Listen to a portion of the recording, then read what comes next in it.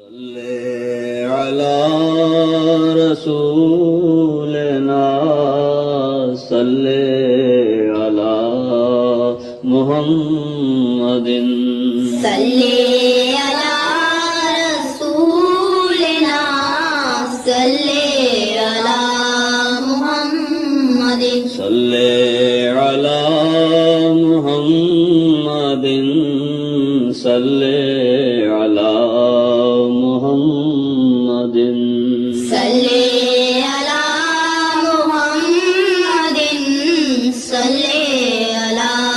محمد صلی علی محمد صلی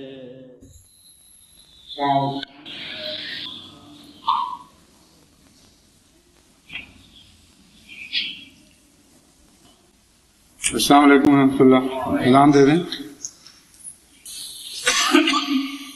اللہ اکبر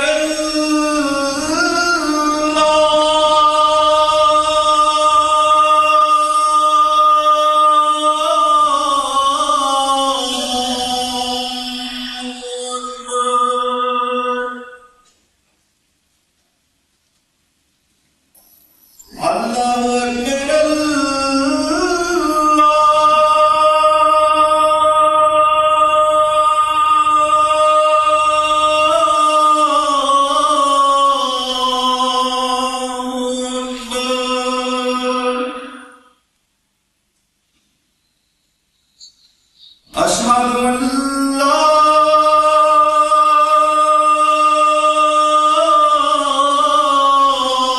إله إلا الله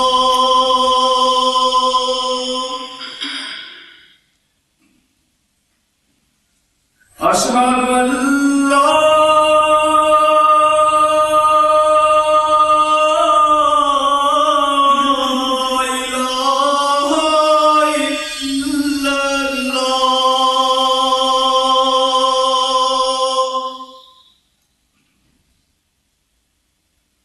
أشهد أن محمدًا رسول الله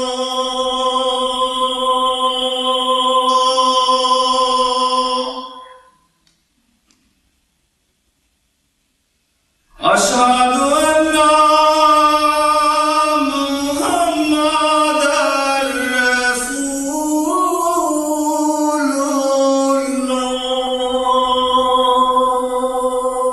الله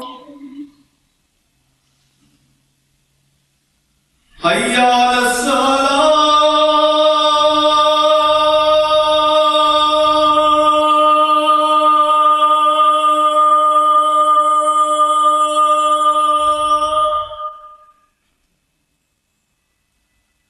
حي على الصلاة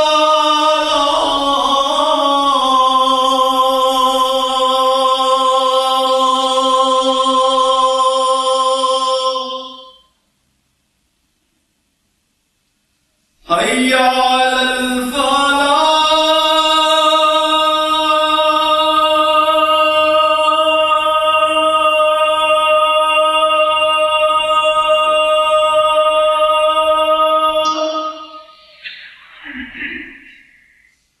حي على الفلاح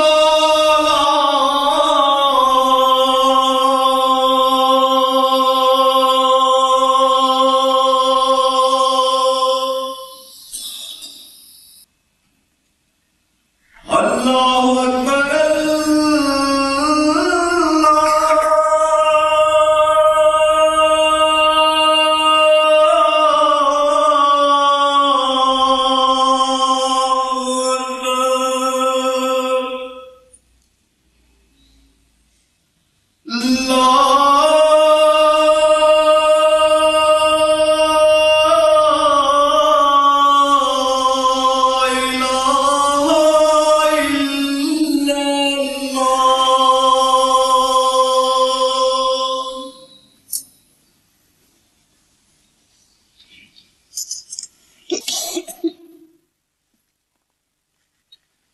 أشهد أن لا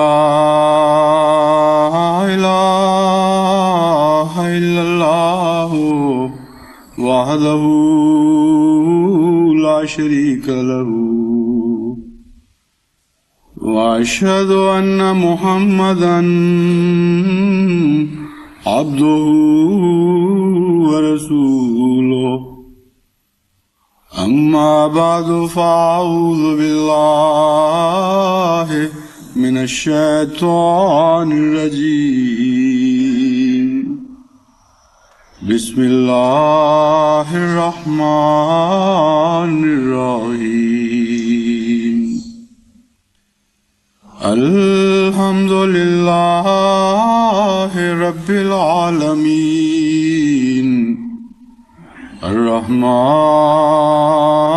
الرحيم مالك يوم الدين إياك نعبد وإياك نستعين اهدنا الصراط المستقيم صراط الذين أنعمت عليهم غير المغضوب عليهم ولا الضالين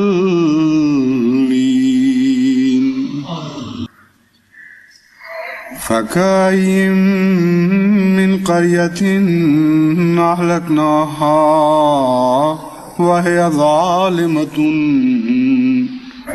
فهي خاوية على عروشها وبئر معطلة وقصر مشيد أفلم يسيروا في الأرض فتكون لهم قلوب يعقلون بها أو آذان يسمعون بها فإنها لا تعمى الأبصار ولكن تعمى القلوب التي في الصدور ويستعجلونك بالعذاب ولن يخلف الله وعده وإن يوما عند ربك كألف سنة مما تعدون وكأين من قرية أمليت لها وهي ظالمة ثم أخذتها وإلي المصير. پاکستان میں جو جماعت احمدیہ پر یک طرفہ بلا جواز ظلم و تشدد کا دور ایک عرصے سے چلا ہوا ہے، وہ اسی طرح جاری ہے اور کسی پہلو سے بھی اس میں کوئی کمی نہیں. جماعت احمدیہ کی روحانی اذیت کے لیے بھی جو کوششیں ممکن ہو سکتی ہیں وہ مسلسل کی جا رہی ہیں، اور حکومت وقت کی آنکھ کے نیچے ایک حساس فوجی حکومت کی آنکھوں کے سامنے مسلسل یک طرفہ ظلم و ستم کی کارروائی جاری ہے. اور اس قدر دل آزار باتیں جماعت احمدیہ کے بزرگان کے متعلق، حضرت اقدس مسیح موعود علیہ السلام کے متعلق، یہاں تک کہ خواتین کے متعلق بھی نہایت گندی زبان میں عوامی جلسوں میں کی جاتی ہیں، شدید مغلظات بکی جاتی ہیں، جماعت احمدیہ کے قتل و غارت پر اکسایا جاتا ہے، اور نہایت ہی گندے الزام حضرت مسیح موعود علیہ السلام کی طرف منسوب کیے جاتے ہیں، گویا کہ آپ نے دوسرے مسلمانوں اور بزرگوں اور انبیاء کے خلاف کوئی نہایت ہی غلط قسم کی زبان استعمال فرمائی ہو. تو یہ سب کچھ جو بڑی دیر سے چل رہا ہے یہ اسی طرح جاری ہے. کوئی دن اخبار ایسے نہیں گزرتے جس میں اخبار ایسے نہیں چھپتے جن میں جماعت احمدیہ کے دل آزاری کے سامان نہ ہوں. اور بعض علاقوں میں جیسا کہ سندھ کا میں نے ذکر کیا تھا اس اشتعال انگیزی کے نتیجے میں قتل و غارت بھی ہو رہے ہیں اور قتل باقاعدہ منصوبے کے ماتحت پیشہ ور قاتلوں سے کروائے جا رہے ہیں اور حکومت کو علم ہے کہ کون اس کی پشت پر ہے. جب کوئی احمدی شہید کیا جاتا ہے تو اس کے ساتھی عزیز ہوں یا دوست بعض دفعہ قاتل کو دیکھ لیتے ہیں، پہچانتے ہیں، اس کا نام لکھواتے ہیں، لیکن حکومت ٹس سے مس نہیں ہوتی اور ان قاتلوں کے خلاف کوئی کارروائی نہیں کرتی. یہاں تک کہ بعض دفعہ ایسا بھی ہوا کہ حکومت کے ذمہ دار افسروں نے نام لکھوانے والوں کو دھمکی دی کہ تم بڑے بے وقوف ہو، تمہیں اپنی جان کی خیر نہیں، تمہیں پتہ نہیں کہ تم کن کا نام لکھوا رہے ہو. ان علماء، اس علاقے کے اتنے بڑے بڑے لوگ، اگر ان کا نام بیچ میں آتا ہے تو پھر تمہاری جان کو بھی خطرہ ہے. چنانچہ ڈاکٹر عقیل کی شہادت کے اوپر یہی بات ہوئی. ضلع کے معزز افسران نے احتجاج کی، جماعت سے شکوہ کیا کہ کیا تم بے وقوفی کر بیٹھے ہو، ان کی بیٹے کی جان کی امان نہیں چاہتے؟ کیا نام لکھوا دیے انہوں نے کہا جو دیکھا اور جو واقعات ہیں اس کے مطابق نام لکھوائے ہیں. اور اس کے باوجود یعنی ایف آئی آر میں درج ہے کہ فلاں شخص تھے یا یہ واقعات گزرے تھے ان سے اور ان کے ثبوت باقاعدہ جماعت کے پاس موجود تھے، کوئی کارروائی ان کے خلاف نہیں کی گئی. چنانچہ ایک ایسا وہاں قاتلوں کا جتھا تیار ہو گیا ہے جن کی پشت پناہی وہاں کے ایک مولوی صاحب کر رہے ہیں اس علاقے کے. حکومت کو خوب اچھی طرح معلوم ہے وہ کون ہیں اور ایک کے بعد دوسرے احمدی عہدیداروں کو قتل کروا رہے ہیں اور کوئی حکومت کی طرف سے کسی قسم کی کارروائی نہیں، کوئی ٹس سے مس نہیں ہو رہا. وہ احمدی کی جان مال کی کوئی قیمت، کوئی قدر اس ملک میں باقی نہیں رہی.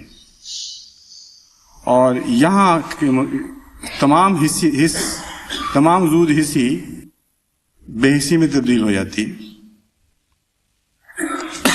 چنانچہ پرسوں کی اطلاع کے مطابق فن واقل میں جہاں پہلے بھی ایک احمدی دوست کو شہید کیا گیا تھا، وہیں ایک اور احمدی دوست کو جن کی عمر 60 برس کی تھی ظالمانہ طور پر ہلاک شہید کیا کر دیا گیا.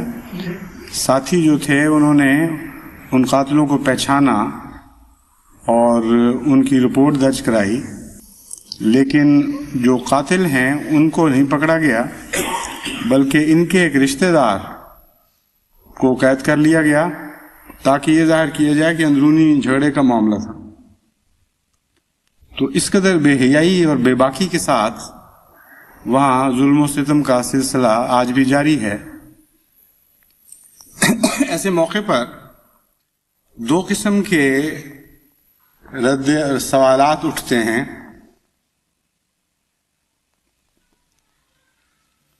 جو تو مومن ہے اس کے دل میں خیال پیدا ہوتا ہے کہ کیا بات ہے، کیوں ان لوگوں کو کھلی چھٹی ملی ہوئی ہے، آخر خدا کی غیرت کب جوش دکھائے گی، کب پکڑ کا دن آئے گا، کب یہ ظلم و ستم کا سلسلہ بند ہوگا.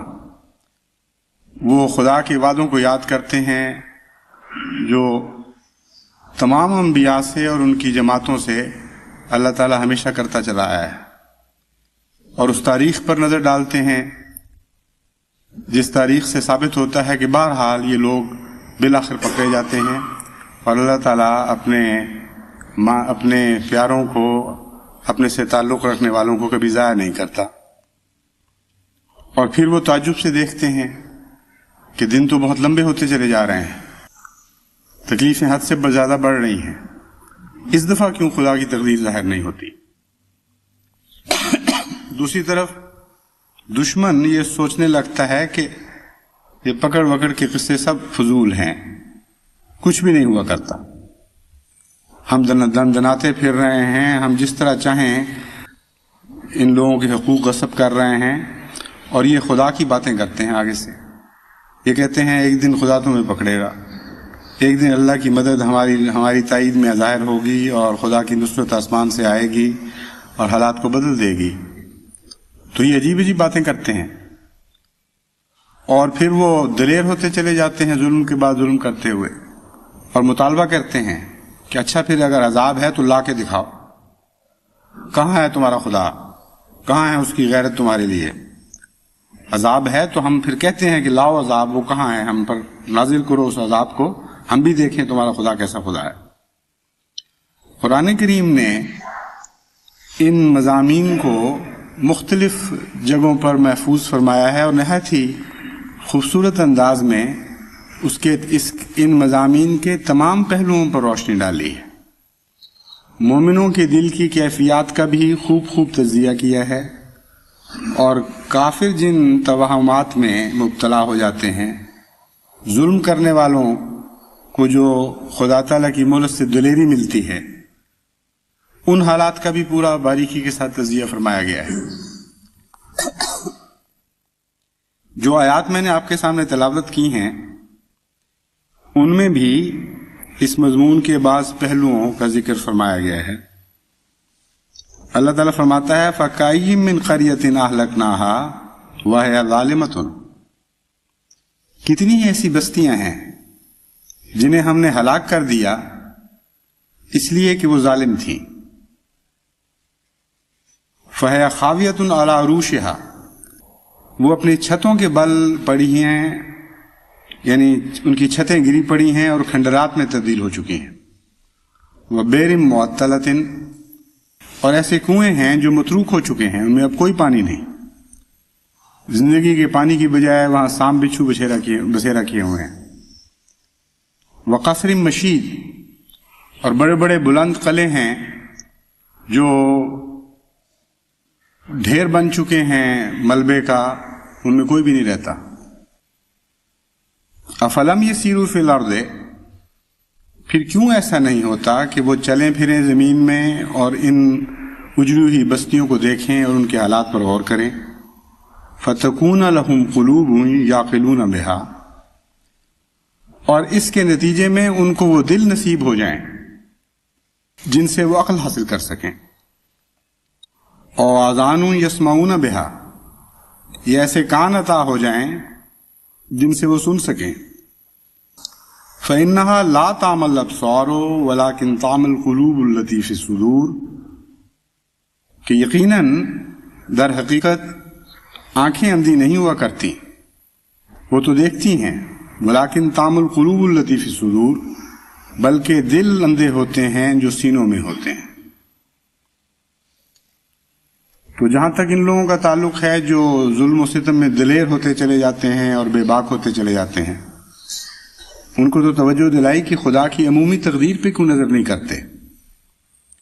اور اگر اپنے گرد و پیش میں تمہیں کچھ نظر نہیں آتا تو آفاقی نظر سے دنیا کے حالات پر غور کرو، قوموں کی تاریخ کا مطالعہ کرو، ان اجڑی ہوئی بستیوں کو دیکھو جو دنیا میں مختلف جگہ بکھری پڑی ہیں اور آج عبرت کا نشان بنی ہوئی ہیں.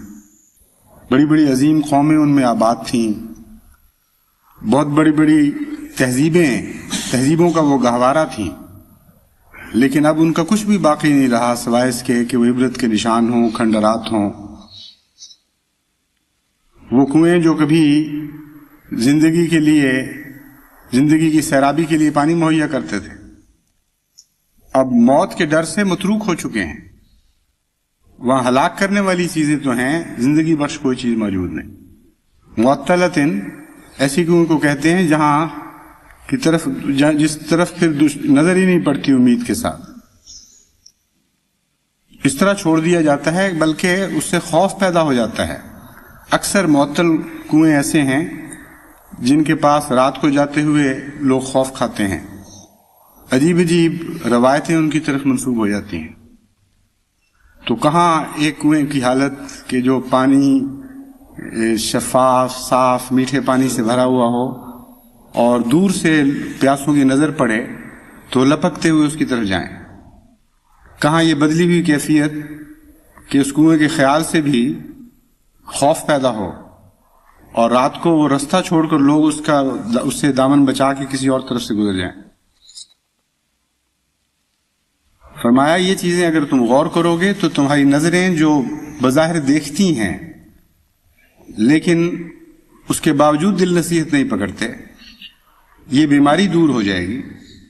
ہو سکتا ہے جو کچھ تم دیکھو جب خدا کی عمومی تقدیر پر نظر ڈالو گے تو تمہارے دل اس کو سمجھنے بھی لگ جائیں، لیکن افسوس کہ ایسا نہیں ہے. فرماتا ہے وَيَسْتَعْجِلُونَكَ بِالْعَذَابِ، ایسا نہیں ہوتا. اور یہ لوگ نصیحت پکڑنے والے نہیں ہیں، یہ تجھ سے عذاب کے بارے میں جلدی کرتے ہیں، کہتے ہیں جلدی سے عذاب لا کے دکھاؤ.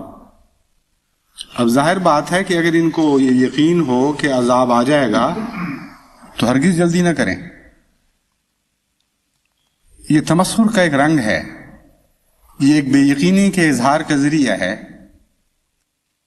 کہتے ہیں اچھا جی عذاب اگر خدا نے لانا ہے اور تم اتنے ہی معصوم بنے پھرتے ہو، اللہ تمہارے ساتھ ہے، تو پھر ہم مطالبہ کرتے ہیں کہ اب جلدی سے عذاب لا کے دکھاؤ.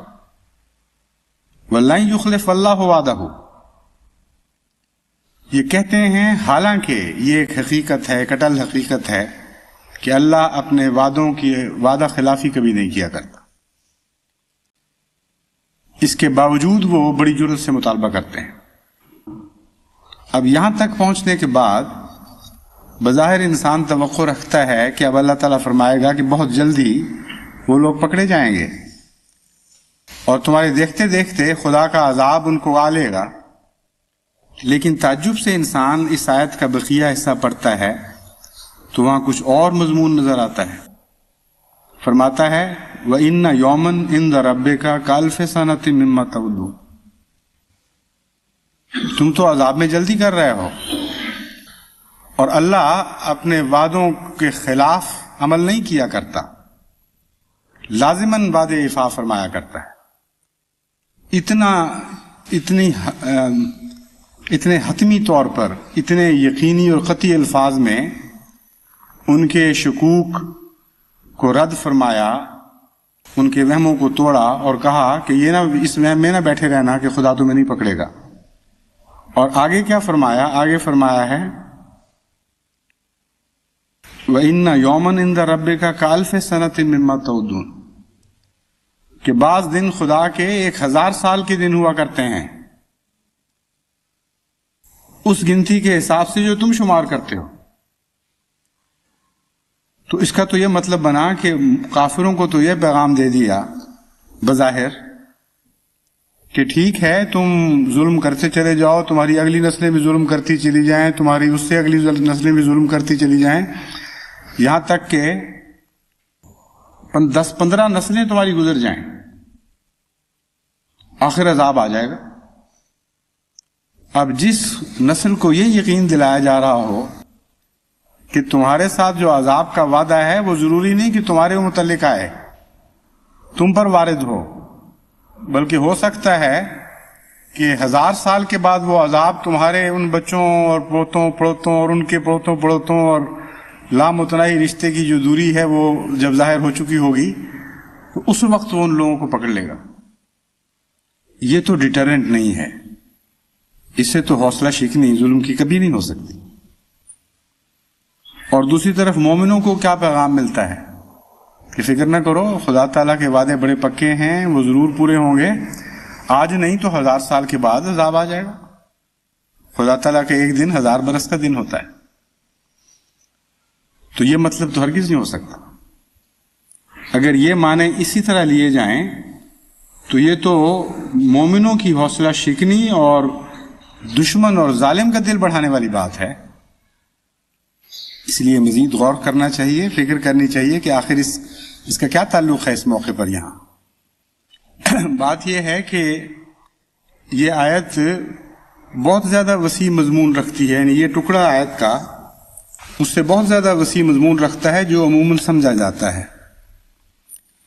اللہ تعالیٰ کا یہ طریق ہے اور قرآن کریم ہمیشہ اس طریق کے ساتھ ایسا چمٹا ہوا ہے، کبھی ایک دفعہ بھی آپ کو استثناء نظر نہیں آئے گا کہ جب کوئی سوال کرتا ہے انسان تو خدا تعالیٰ جواب دیتے وقت اس کی فہم اور عقل کے مطابق جو سوال کیا گیا تھا اس طرح جواب نہیں دیتا، کیونکہ سوال کرنے والا یا ناقص سوال کرتا ہے یا محدود سوال کرتا ہے، اور جواب بھی اگر اسی حساب سے دیا جائے تو جواب بھی اسی حد تک ناقص اور محدود رہے گا۔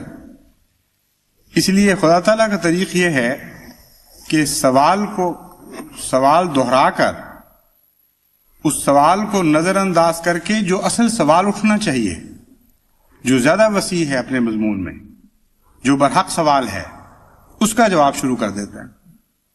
یعنی ذہن مائل ہو جاتا ہے ایک سوال کی طرف، پھر اس سوال کی ناقص حالت کو چھوڑ دیتا ہے اللہ تعالیٰ، اور جس طرح وہ سوال اٹھنا چاہیے اس کو ملحوظ رکھتے ہوئے ایک وسیع جواب دیتا ہے، جس میں ایک حصہ اس سائل کے سوال کا بھی آ جاتا ہے، مگر اللہ تعالیٰ اپنے جواب میں وہاں تک محدود نہیں رہتا۔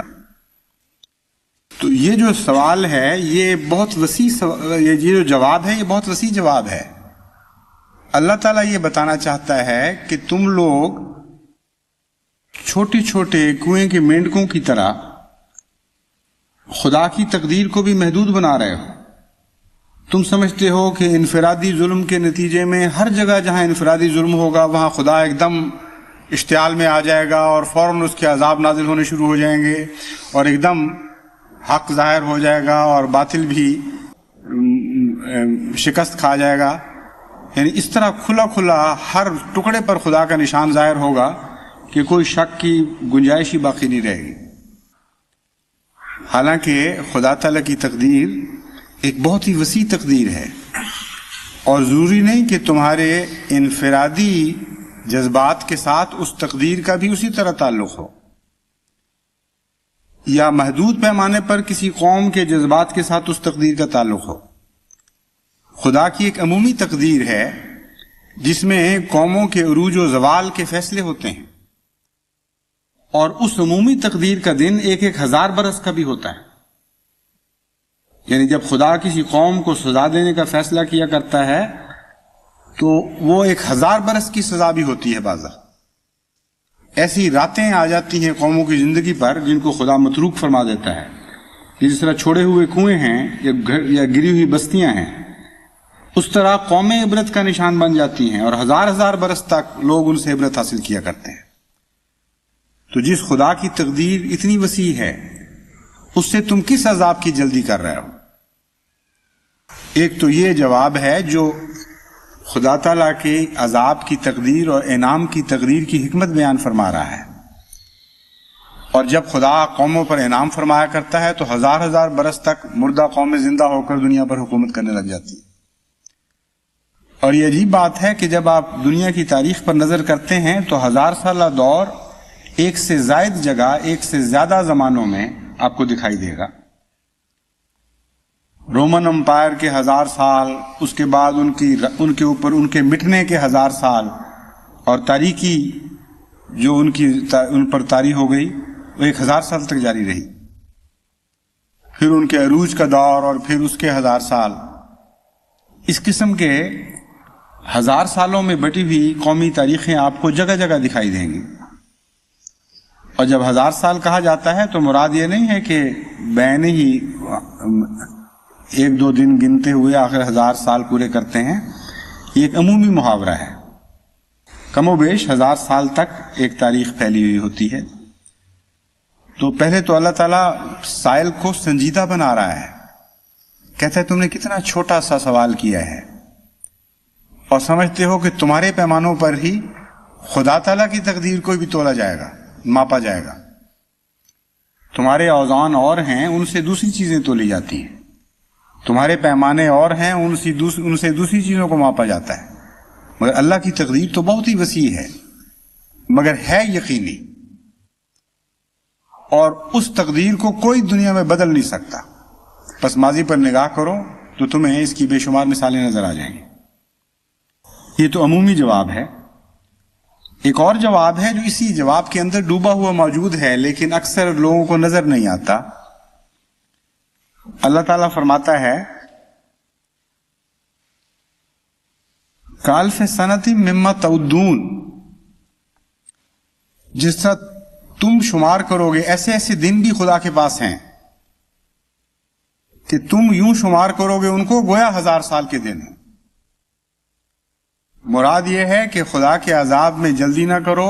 خدا کا عذاب جب آتا ہے تو بعض دن اس کے عذاب کے اتنے بھاری ہو جاتے ہیں کہ 1000 برس کا دن معلوم ہوتا.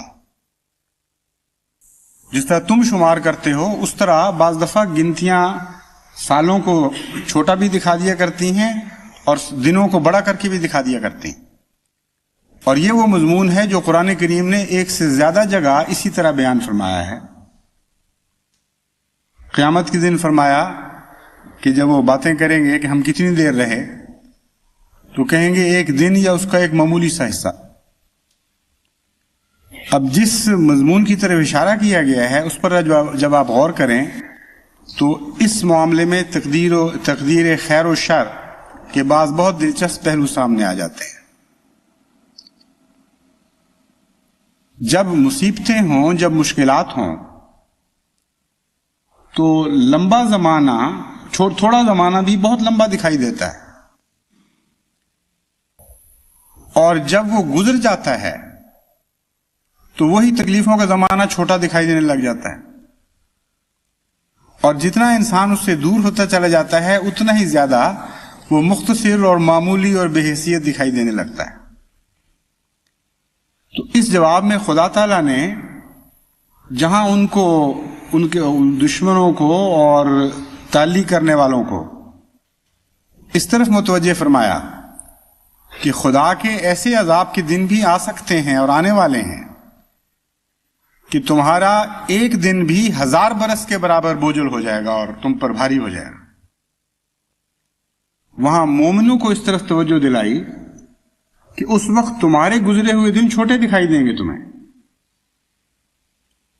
وہ سال ہا سال بھی جو تکلیفوں کے تم نے کاٹے ہوں گے، جب خدا کی پکڑ آتی ہے تو ایسی بشاشت پیدا ہو جاتی ہے، یعنی مومنوں کے حق میں جب خدا کی پکڑ آتی ہے کسی کے خلاف تو وہ سمجھتے ہیں کہ اوہو ہم تو خام خواہ جلدی کرتے تھے. خدا نے تو ایسا پکڑا اور وعدوں کو ایسا پورا فرمایا کہ ہم اپنی بے صبری پہ شرمندہ اور معذرت خواہ ہیں. اب انبیاء کی وسیع تاریخ تو بہت ہی لمبی ہے. آپ جماعت احمدیہ کی مختصر تاریخ پر نظر ڈال کر دیکھیں، ہمیشہ یہی ہوا ہے. ہماری آج کی جو نسلیں ہیں ان میں سے بہت سے ہیں جن کو 53 کی تاریخ یاد ہے، اور اکثریت ہے جن کو 74 کی تاریخ یاد ہے. اگر آپ غور کر کے ان باتوں کو مستحضر کریں تو آپ کو معلوم ہوگا کہ جب وہ زمانہ گزر رہا تھا تو اس وقت مومنوں پر یہ کیفیت تھی کہ ایک ایک دن کئی برس کا لگتا تھا، اور کئی برس تک یہ پھیلے ہوئے دن بہت ہی کٹھن زمانہ تھا جو گزرا. لیکن جب خدا تعالیٰ کی تائید ظاہر ہوئی اور اس کی نصرت آئی، روز روشن کی طرح ظاہر ہوئی، اس وقت مومنوں کے دل میں ایک شرمندگی کا احساس پیدا ہوا کہ ہم یوں ہی جلدی کرتے تھے، ہم یوں ہی باتیں کرتے تھے کہ دیکھو خدا تعالیٰ کی پکڑ نہیں آئی، وہ تو آ جایا کرتی ہے. اور وہ گزرا ہوا زمانہ چھوٹا اور مختصر دکھائی دینے لگا، قومی طور پر بھی اور انفرادی طور پر بھی. اور اب بھی میں نے بارہا ان لوگوں سے باتیں کر کے دیکھا ہے جن کو شدید تکلیفوں میں سے گزرنا پڑا ہے. اب وہ جب مڑ کے دیکھتے ہیں تو کہتے ہیں وہ تو معمولی چند دن تھے، گزر گئے، پتہ بھی نہیں لگا. اور اللہ کے فضل اب دائمی طور پر آ چکے ہیں ہمارے پاس. اس کے برعکس تقدیر ظاہر ہوتی ہے ظالم کے متعلق.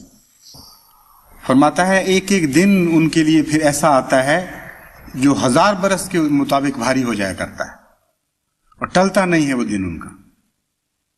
اور یہ ان کا انجام ہے، اور الٹ جاتی ہے تقدیر یہاں آ کر.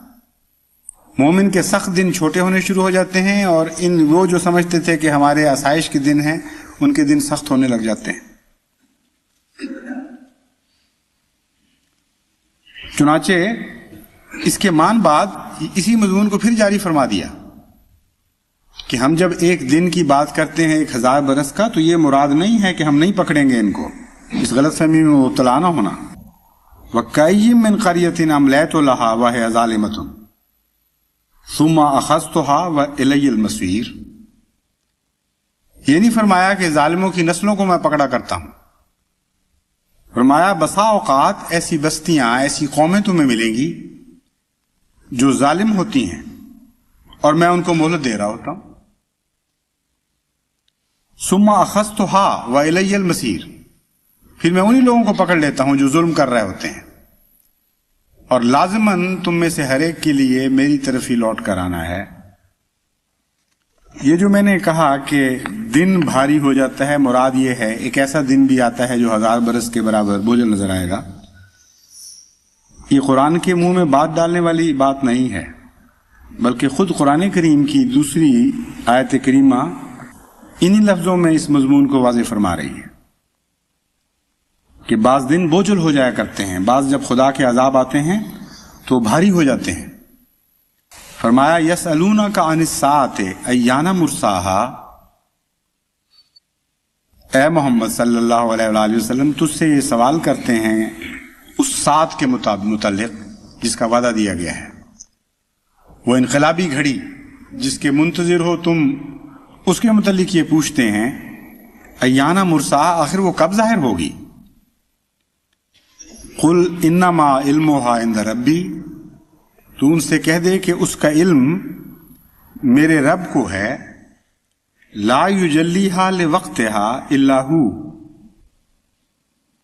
اپنے وقت پر خدا کے سوا اس گھڑی کو کوئی ظاہر نہیں فرما سکتا، یعنی اس انقلاب کو کوئی ظاہر نہیں کر سکتا، کوئی برپا نہیں کر سکتا جو اپنے وقت پر لازماً آئے گا خدا کے سوا۔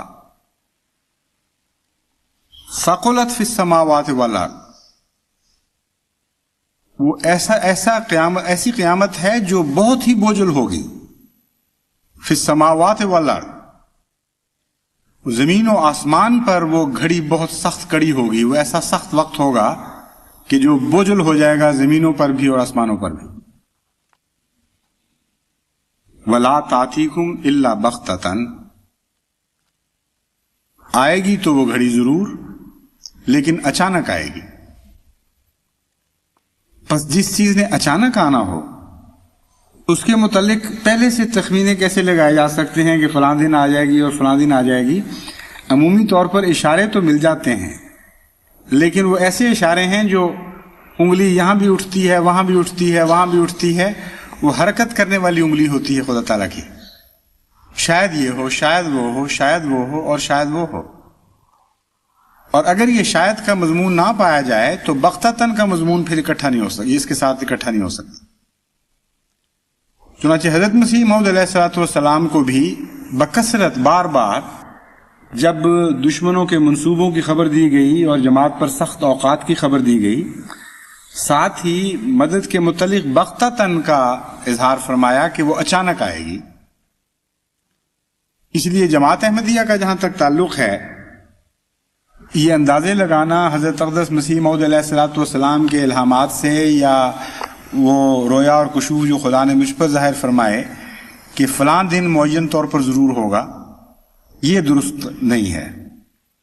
اگر یہ درست ہو تو پھر بغتتاً والی بات درست نہیں ہو سکتی، اور بغتتاً والی بات تو یقینی ہے کیونکہ قرآن کریم میں قطعی طور پر موجود ہے اور حضرت مسیح موعود علیہ الصلوۃ والسلام کے الہام میں اسے دہرایا گیا ہے بار بار، یہ بتانے کے لیے کہ جماعت احمدیہ کے ساتھ یہ بغتتاً کا واقعہ ایک دفعہ نہیں بلکہ بارہا ہوگا۔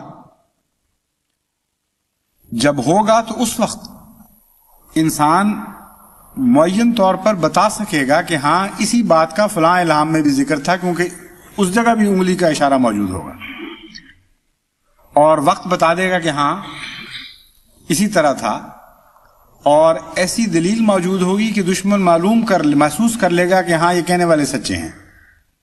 یعنی بعض الہامات باوجود اس کے کہ آپ پہلے معین نہیں کر سکتے ان کے وقت کو، جب ظاہر ہوتے ہیں تو اس قطعیت کے ساتھ، اس شان کے ساتھ ظاہر ہوتے ہیں کہ دشمن بھی مجبور ہو جاتا ہے یہ تسلیم کرنے پر کہ ہاں اس بارے میں یہ سچ کہہ رہے ہیں، ساری علامتیں موجود تھیں پہلے سے، اگرچہ ہم سمجھ سکے ہوں یا نہ سمجھ سکے ہوں۔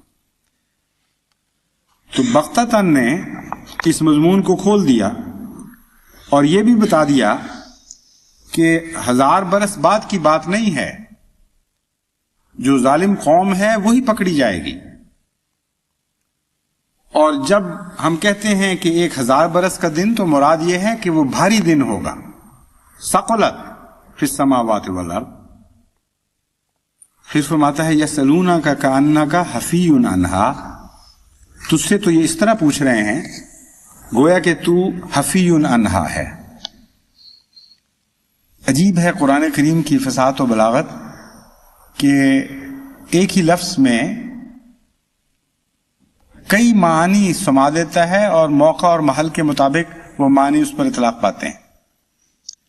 حفیون کا ایک معنی ہے خوب واقفیت رکھنے والا، خوب علم رکھنے والا، اور حفیون کا ایک حفیون انہا، ان کے صلہ کے ساتھ جب حفیون آتا ہے تو اس کا ایک یہ معنی ہوتا ہے کہ تو بات معلوم کرنے میں بہت ہی حریص ہے اور پیچھے پڑا ہوا ہے کہ میں یہ بات معلوم کر کے چھوڑوں گا،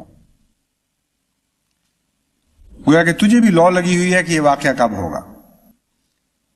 تو یہ دو معنی ہیں جو دونوں یہاں اطلاق پاتے ہیں۔ فیصلہ اس طرح ہوگا کہ یسألونک سے کیا مراد ہے۔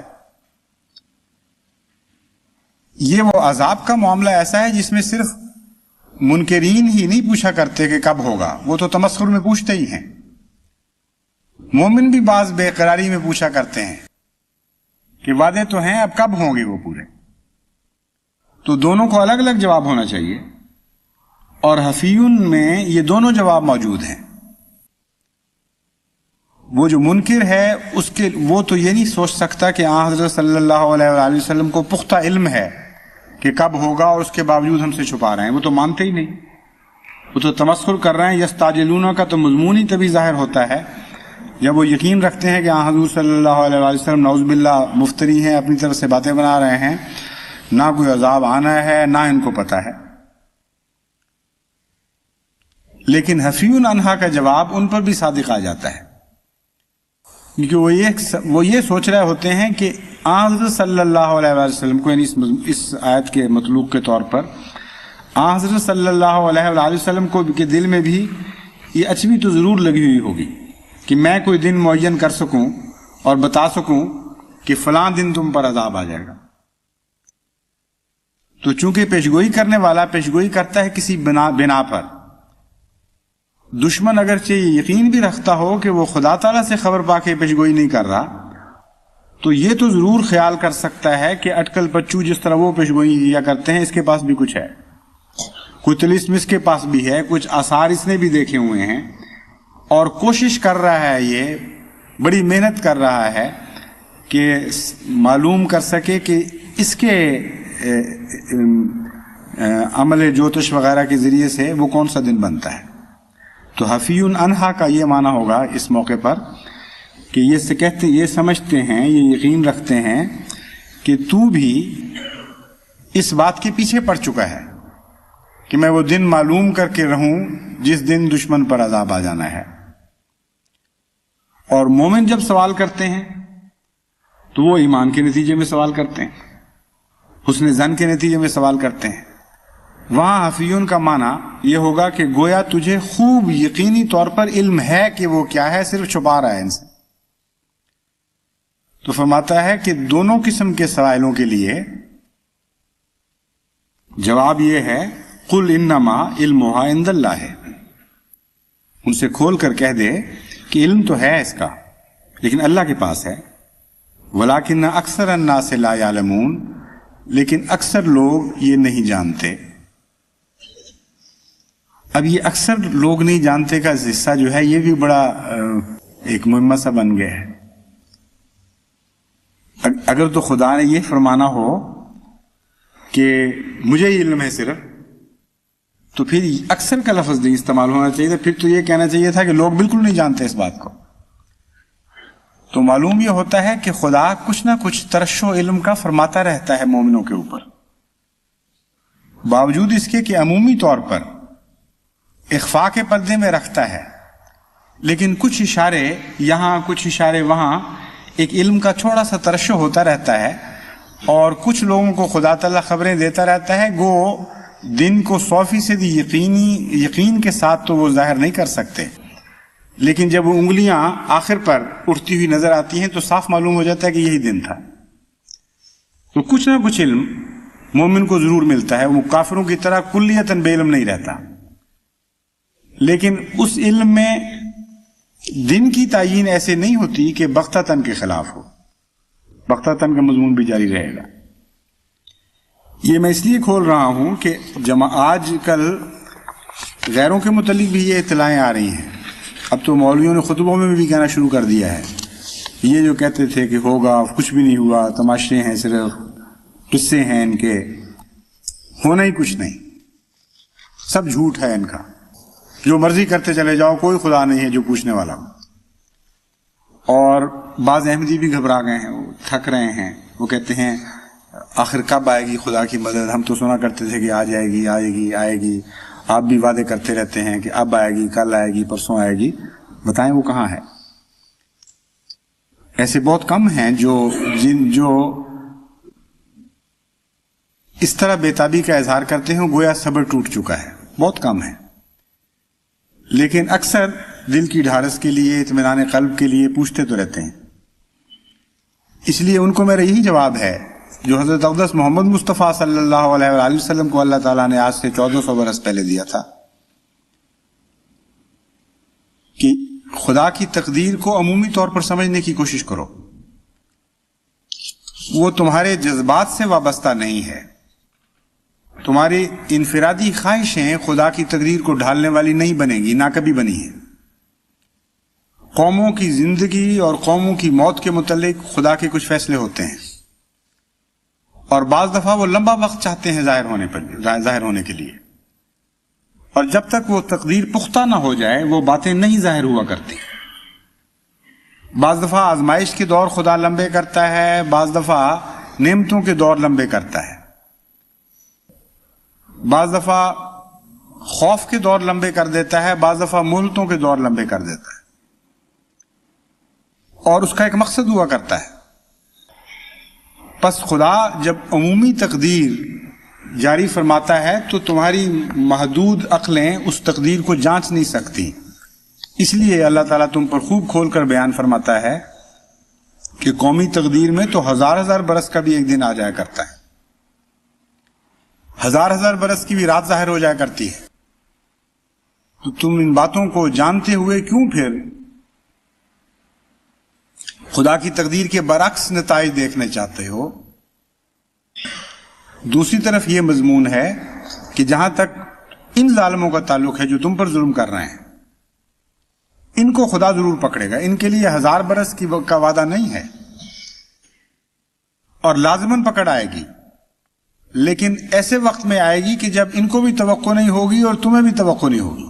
اچانک ایک دن تمہاری آنکھیں کھلیں گی اور تم دیکھو گے کہ خدا کی وہ تقدیر جاری ہو چکی۔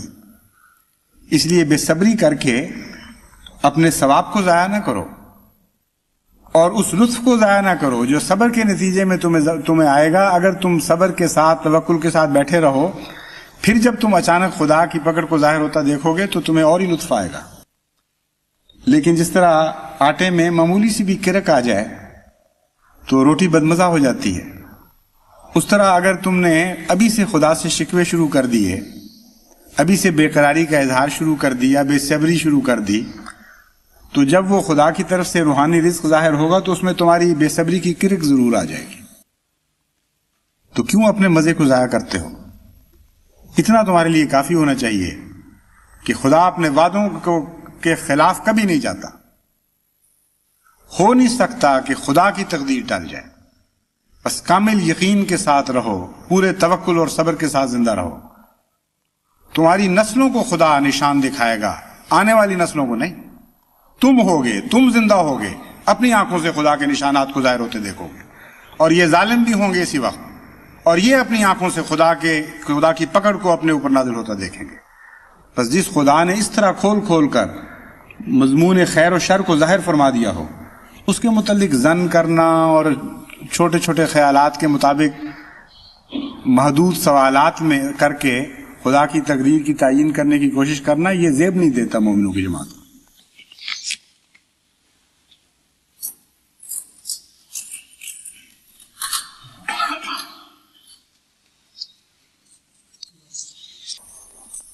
الحمد للہ نحمده ونستعینه ونستغفره ونؤمن به ونتوکل